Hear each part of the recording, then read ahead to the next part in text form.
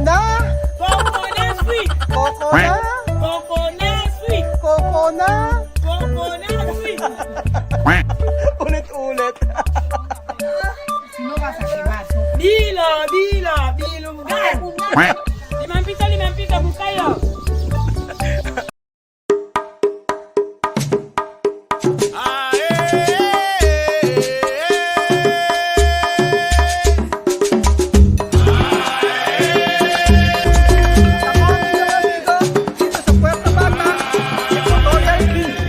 Magandang araw po sa inyo mga amigo. Kumusta po ba ang bawat isa?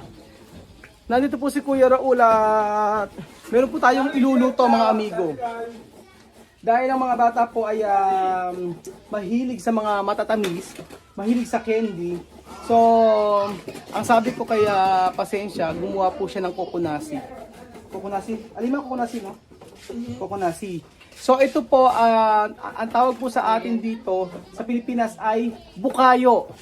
So, di ba sa atin ang bukayo ay buko. Bukayo, buko at saka asukal. Pero meron pong kalasa ang kokonasi sa Pilipinas, yun po yung bukayo. So ayun naman, hirap na mag-explain. Hindi kasi ako nag-i-script. Basta dire-diretso lang ang bunganga ako. Dire-diretso lang po ang bibig ko pag ako nagsasalita. Kaya minsan madalas lag ako. So ayun po, gagawa tayo ng kokonasi o bukayo at ibibigay po natin sa mga bata. Kasi ang mga bata ay nangungulit, ang gusto ay candy. Sabi ko, mas maganda, ito lang bukayo na may niyog na may asukal. So ayun si Alima, nagkakayod po ng niyog. Buenas tardes, hermana. Buenas tardes. Ahora vamos a cocinar Después de aquí. kokonasi. Sí. Kokonasi. Ayan po si Alima mga amigo. O, siya po ang nagkakayod ng niyog. También esto cocinar? Esto, kokonasi? Cocinar. Uno pieza cuánto? 50, uno pieza. So ito po ang nyog mga amigo, gagadgarin lang tapos mamaya iluluto daw. So 'di ba nakakatuwa, dito sa Africa mayroon pong kalasa ang bukayo natin. Kaya si Pasensya na ang nagkayod. Kaya na sa resto to? Ito mismo? Oh, si Pasensya daw ang gumawa. Ang mga tinda nila ay ay ice candy. At saka ito, tsaka rumpungwela. Medyo matagal lang gawin kasi gagad ka rin yung gagad ka rin yung nyog. Meron tayong kayuran no? May dala ako kaso hindi ko pa na ipapagawa. Yung kudkura ng nyog. Merong nagbigay sa atin sa Pilipinas kaso hindi ko pa nadadala dito. So, sa isang araw dadaling ko. So, ayan po mga amigo, si Celia po magluluto. Ito na po yung nakayod na niyog. Después, Celia. Poner azúcar. Asukal. Lagyan ng asukal.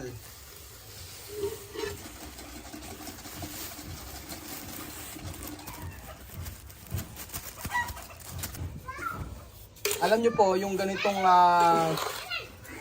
mga paninda nila, nauubos yan agad. Kaya kahit ganyan-ganyan lang, tapos ice candy, tapos ice cream, nakakaraos sila araw-araw. Dito nga nila kinukuha yung pambayad ng kuryente, tsaka sa bahay. At tsaka hindi magastos ang mga ginyana. Kasi, asukar. 1 kilo asukar. 1 kilong asukal lang nilagay.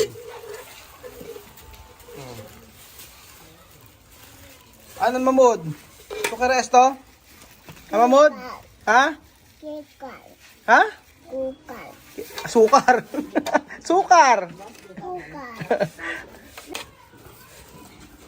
Después,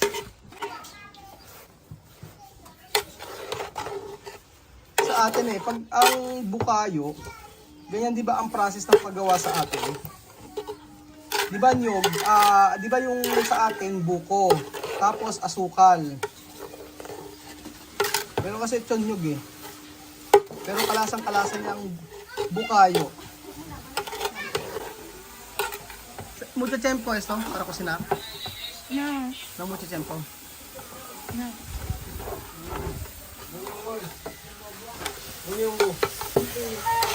Ayan. Sanya cada día cuando tú ganas de polos? 2000. 2,000. Pero eso coco nesi, Cuando lo preparamos, mucho. ¿Cuánto? 2000 hace 3000. 3,000. Ah. Okay na rin pala. Helado, 4000. 4,000 así ganar. Ah, okay na yun. So everyday pala, kapag nauubos yung tinda nila, kumikita sila ng mga 900 pesos. Kaya okay na rin. Kesa na yung mga taxi, mas malaki pa sa kita nila sa taxi driver.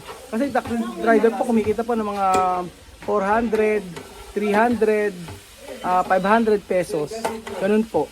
And then ito po ay etong tinda na to ay pinakiyaw na ni Chamame. Actually si Chamame ang bumili ng ingredients na to. Tapos sabi niya i-video daw namin para daw makita nyo paano ginagawa yung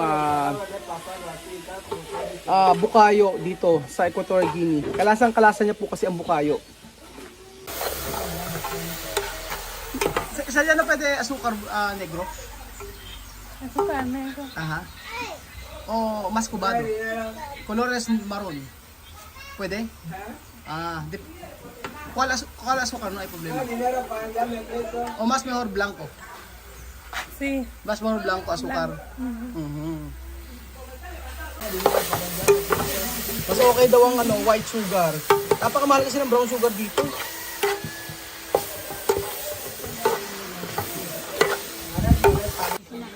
Buenas tardes. Ay si Misma. Vamos a comer coconasi. Ayan po mga amigo. Malapit na po ang maluto ang ating coconasi, ang ating bukayo. Ayan na po mga amigo. Ipe-prepare na. Bibilugin lang yan. ¡No, Marites! Teka lang. Ano pa siya eh. Buwebelo pa yun. Esto, coconut sweet. Bukayo! Bucayo. Bukayong niyog. Bucayo millón. Esto, bucayo millón. Pero se llama aquí de manera coconut sweet. Kokona! Coconut sweet. Kokona! Coconut sweet. Kokona! Coconut sweet. Ulit-ulit. Ayan na. Ganyan lang. Oh, di ba? Para siyang bagoong. Oh, kanya-kanya. Dilo, dilo, dilo, Lucky. No vas a quemar, Sofi. Dilo, dilo, dilugan. Bilog. Ayan na po. Hazte bañar. Esto lo cocinaste y lo ven a poner. Sin azúcar. Ven a poner en ese bubú. So, ang isa po niyan mga amigo ay 50. So, isa nito ay 5 piso, 10 piso, 10 piso, 15, 20. Dami. Dami magagawa nito.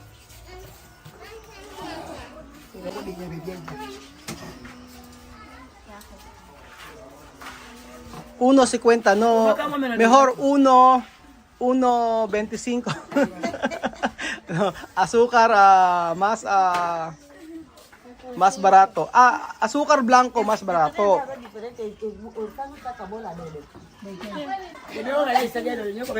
Chámame, tú sabes eso, azúcar azúcar negro. Chámame, tú sabes. Ayokong pansinin. Azúcar negro, tú sabes. Azúcar marron. Sí, marrón, sí. Tú has dicho esto, caña, sí. Aquí caro, no? Muy caro. Muy caro. Mahal kasi yung brown sugar dito. Kaya yung sabi ko, kay Chamame, bakit di kayo gumagamit ng brown sugar? Sabi niya, bihira. Puro white sugar lang yung nila dito, ginagamit. Tapos alam niyo po, kapag pag nagkakape sila, grabe. Chamame, no, cuando Guineano preparar kape.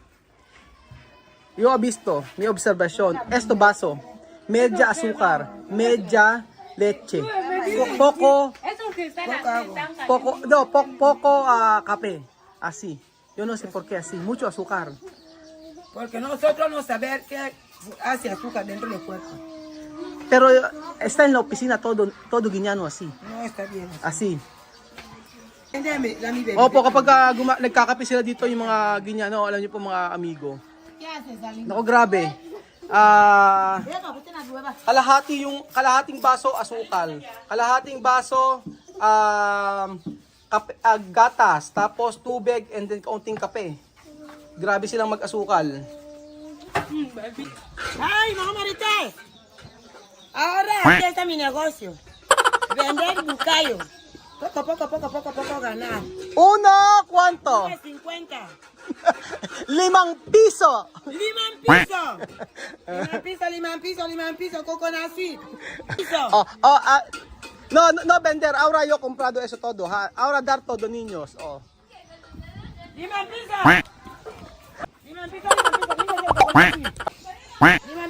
piso, bucayo.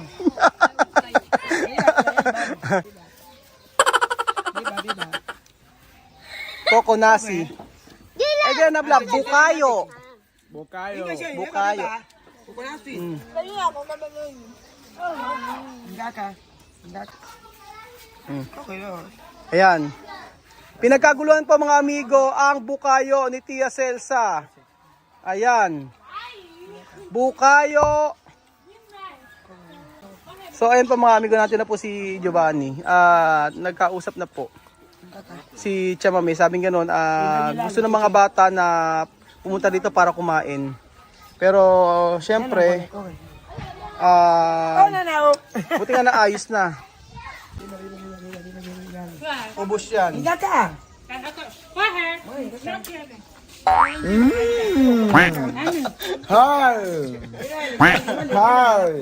Hi! Bukayo!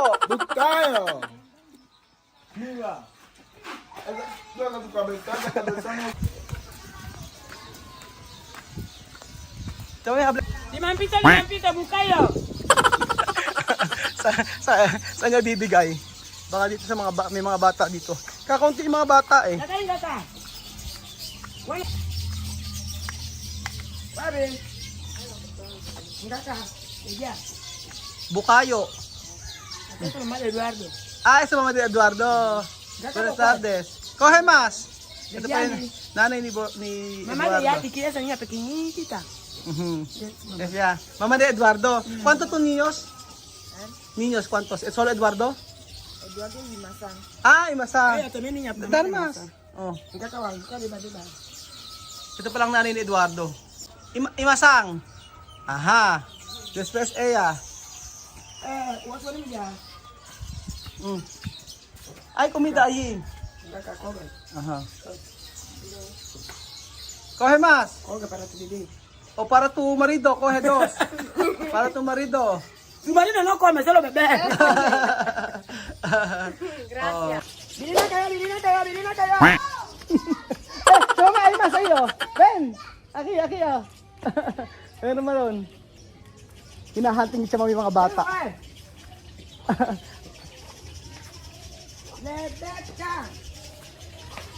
Hindi kasi siya sa mga bata.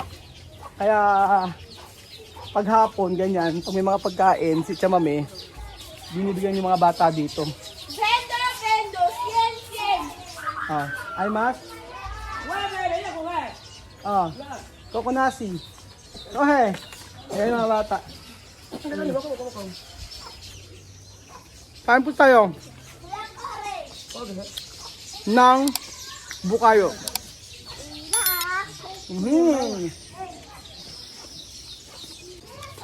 Ayan po mga amigo. So ayan po mga amigo. So ayan po mga amigo. Ubos ni Tia Celsa. Mabilis na mabilis maubos yan. Basta pamimigay lang. Kaya nga paghapon talaga kahit anong merienda lang pine-prepare namin para po makakain yung mga bata rito. Pero kasi kagaya nito 5 pesos. Nako. Tumatasik palaway ko. Pero masarap po ang bukayo. Ang coco nasi. Medyo, medyo maalat yata. Parang si Miss Ma ang nagbilog nito ah.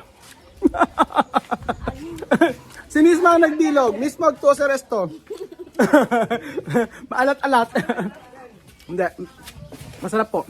So ayan po mga amigo, dito po nagtatapos sa ating video. Maraming salamat po.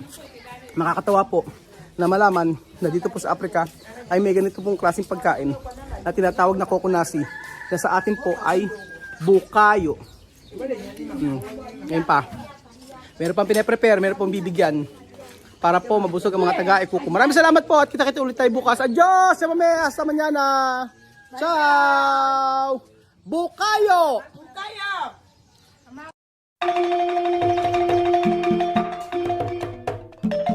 Na-appreciate ko yung paano sila nagdadasal.